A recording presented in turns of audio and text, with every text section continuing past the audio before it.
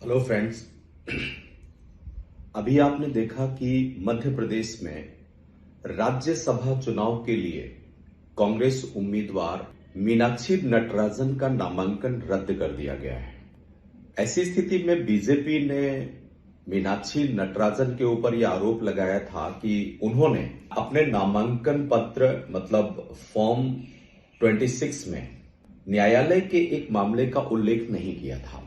इस स्थिति में रिटर्निंग ऑफिसर ने जांच की और रिटर्निंग ऑफिसर ने जांच के बाद ये पाया कि संबंधित मामला न्यायालय में लंबित है और उम्मीदवार को इसकी जानकारी भी थी, इसलिए शपथ पत्र अधूरा माना गया और नामांकन को निरस्त कर दिया गया।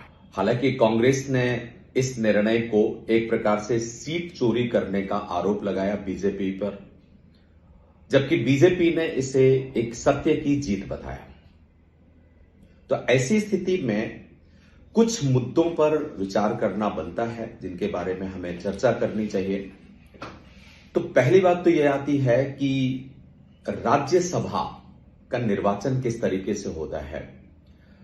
आप सभी जानते होंगे कि राज्यसभा का निर्वाचन एकल संक्रमणीय आनुपातिक प्रतिनिधित्व प्रणाली मतलब एक सिंगल ट्रांसफरेबल वोटिंग सिस्टम से होता है। राज्यसभा भारतीय संसद का उच्च सदन है और इसमें अधिकतम 250 सदस्य हो सकते हैं। वर्तमान में 233 सदस्यों के लिए निर्वाचन होता है। एक सदस्य 6 साल के लिए निर्वाचित किया जाता है। तो उसी क्रम पर मध्य प्रदेश से कुछ सदस्यों को निर्वाचित किया जाना था। अब जब निर्वाचन किया जाता है तो इसके लिए एक फॉर्म भरना होगा, नामांकन फॉर्म, और वही नामांकन फॉर्म 26 होता है। फॉर्म 26 से चुनाव लड़ने वाले प्रत्येक उम्मीदवार को एक शपथ पत्र के तौर पर भरना होता है, एक एफिडेविट के तौर पर भरना होता है, जिसमें उम्मीदवार को अपनी संपूर्ण जानकारियां जो देने की आवश्यकता है वो देने की अनिवार्यता होती है, जिसमें वो जानकारी देता है कि अगर उसके ऊपर कोई आपराधिक रिकॉर्ड है तो उसकी जानकारी वो देगा।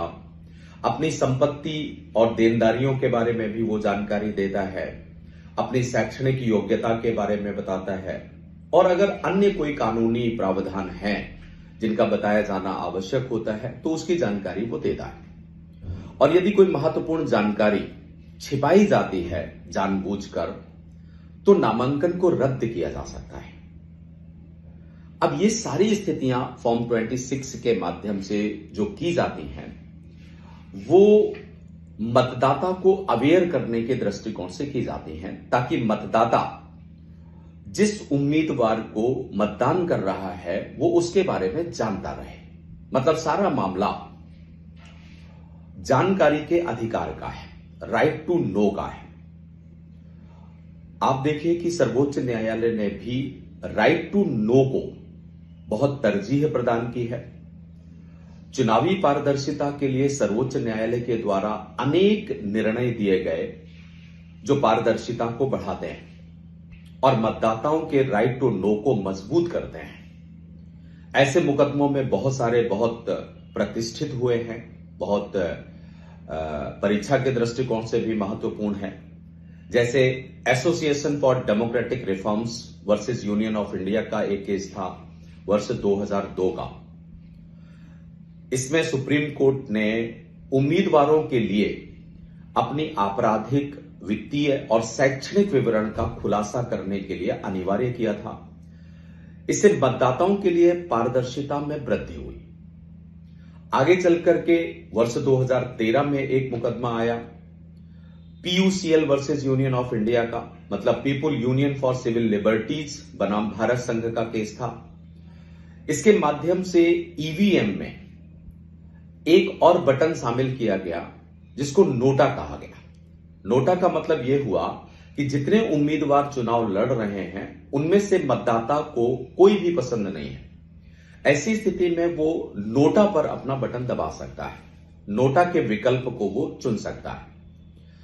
ये निर्वाचन में चयन के मूल अधिकार से संबद्ध है, अर्थात व्यक्ति को अपनी अभिव्यक्ति की अधिकारिता के अंतर्गत संविधान के अनुच्छेद 19(1)(a) के तहत यह अधिकार दिया गया।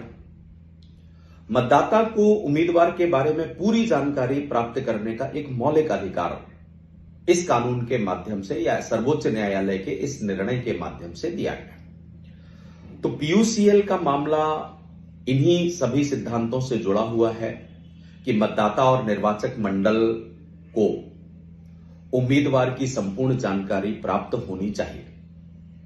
आगे चलकर के एक और निर्णय आया था lily Thomas versus Union of India का वर्ष 2013 में, जिसके तहत जनप्रतिनिधित्व अधिनियम 1951 की धारा 8(4) पर ऑब्जेक्शन लगाया गया था और सर्वोच्च न्यायालय ने इसको रद्द कर दिया था।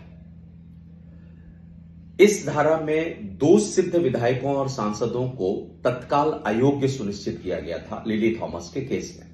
हालांकि बाद में पार्लियामेंट हाउस ने इस धारा को रिस्टोर करने का प्रयास किया। एक कुछ ही दिनों पहले एक और केस आया था एसोसिएशन फॉर डेमोक्रेटिक रिफॉर्म्स मतलब ADR versus Union of India का वर्ष 2024 में, जिसमें उच्चतम न्यायालय ने चुनावी बॉन्ड योजना को असंवैधानिक घोषित कर दिया था। इससे राजनीतिक वित्त पोषण में पारदर्शिता बढ़ी, इस उद्देश्य से इसको घोषित किया गया। मतलब सुप्रीम कोर्ट ने अनेक मुद्दों में चुनावी पारदर्शिता और मतदाताओं के अधिकार के बारे में निर्णय दिए हैं। तो अब एक प्रश्न ये इस नए मामले में यह उत्पन्न होता है कि कांग्रेस उम्मीदवार मीनाक्षी नटराजन का नामांकन रद्द होने की स्थिति में अब भविष्य में और क्या होगा इस मामले को लेकर के। तो इसमें कई चीजें निकल करके आ सकती हैं। सबसे पहले यह हो सकता है कि कांग्रेस चुनाव आयोग से राहत की मांग करे, या फिर कांग्रेस उच्चतम न्यायालय या सर्वोच्च न्यायालय का दरवाजा भी खटखटा सकती है, वो हाईकोर्ट भी जा सकते हैं। अगर कांग्रेस समय रहते कोई भी काम नहीं करती है या कोई भी एक्शन नहीं लेती है, तो जितने शेष उम्मीदवार हैं उनको निर्विरोध निर्वाचित माना जा सकता है। और अगर वहां मतदान होता है तो एक क्रॉस वोटिंग का भय भी रहेगा, राजनीतिक तोड़फोड़ की आशंका बढ़ सकती है राजनीतिक दलों के बीच में। ऐसी स्थिति में कांग्रेस विधायकों को एकजुट रखने की कोशिश करेगी और हो सकता है कि रिजॉर्ट पॉलिटिक्स भी बढ़े। तो ये नई चीजें क्रॉस वोटिंग और रिजॉर्ट पॉलिटिक्स थोड़े दिनों के लिए और मध्य प्रदेश में बढ़ सकती है। विधायकों को दूर ले जाया जा सकता है, किसी रिजॉर्ट में रखा जा सकता है। तो इन सभी प्रकरणों से सिविल सर्विसेज की तैयारी करने वाले अभ्यर्थियों के सामने विचार करने के लिए कुछ प्रश्न आते हैं। जैसे इस प्रश्न पर विचार किया जा सकता है कि चुनावी प्रक्रिया में उम्मीदवारों द्वारा जानकारी का पूर्ण प्रकटीकरण लोकतंत्र को किस प्रकार मजबूत कर सकता है। तो जो फॉर्म 26 है उसमें पूर्ण प्रकटीकरण लोकतंत्र को किस तरीके से मजबूत कर सकता है, इस पर अपना विचार प्रकट कर सकते हैं।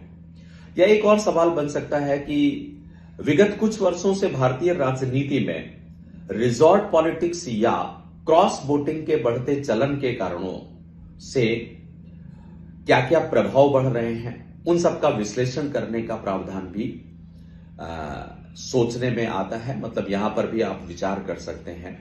तो ये एक समकालीन समसामयिक मुद्दा है जिस पर हमें विचार करना चाहिए। Thank you very much.